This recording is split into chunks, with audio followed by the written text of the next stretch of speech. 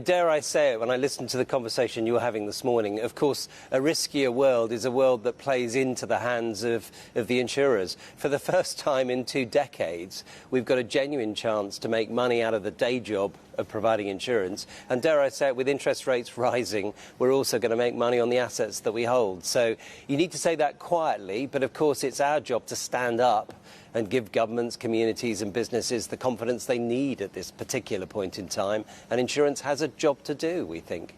Absolutely. I guess I'm going to go in a completely different vein where I am more concerned, and that is the IPCC report that we saw at the start of the week, the synthesis report, the 6th update. And you would have taken a look at the headlines or perhaps the great detail on this as well. We are nowhere near abating climate increases in terms of temperature as well. We're just not anywhere near on track yet as well. That's going to make your life really, really tricky and your underwriter's life really tricky in the years to come. Well, I think the interesting point when we talk about climate, you'll never see an insurer deny climate. We've got the data, we've seen the increase in severity and frequency of natural catastrophe losses. So no denial on our part. We think we understand weather-related losses as they occur from one year to the next. Climate, a lot harder to predict. But we are ready, willing and able to ensure and support the transition. We respect and recognise what needs to be done today and what needs to be done tomorrow. So actually, I think for us as insurers, we see it as much as an opportunity as a threat to really get into the middle of what ensuring climate transition should really look like.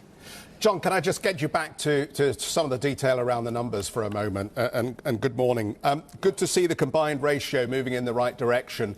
But obviously, the inflationary experience we're all witnessing and the latest spike we saw in the latest UK data continues to raise questions about labour costs, about other servicing costs for your sector.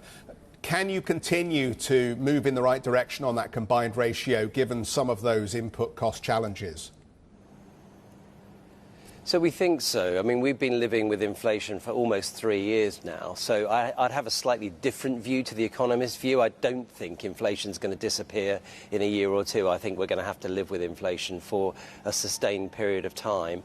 I do agree that inflation's more likely to come down from the levels we see it at the moment. So we need to think in 2 ways. Are we pricing the products we sell appropriately, recognising inflationary pressures, number one? And number two, have we set aside enough money in our balance sheet to cover the inflationary impact of claims as and when they arise? And we ask ourselves those 2 questions all of the time. We think the answer is yes and yes, but it is something that we're well used to dealing with and understanding. But we're not complacent on inflation, and we're probably less optimistic in terms of inflation dropping away as quickly as some of the economists are forecasting.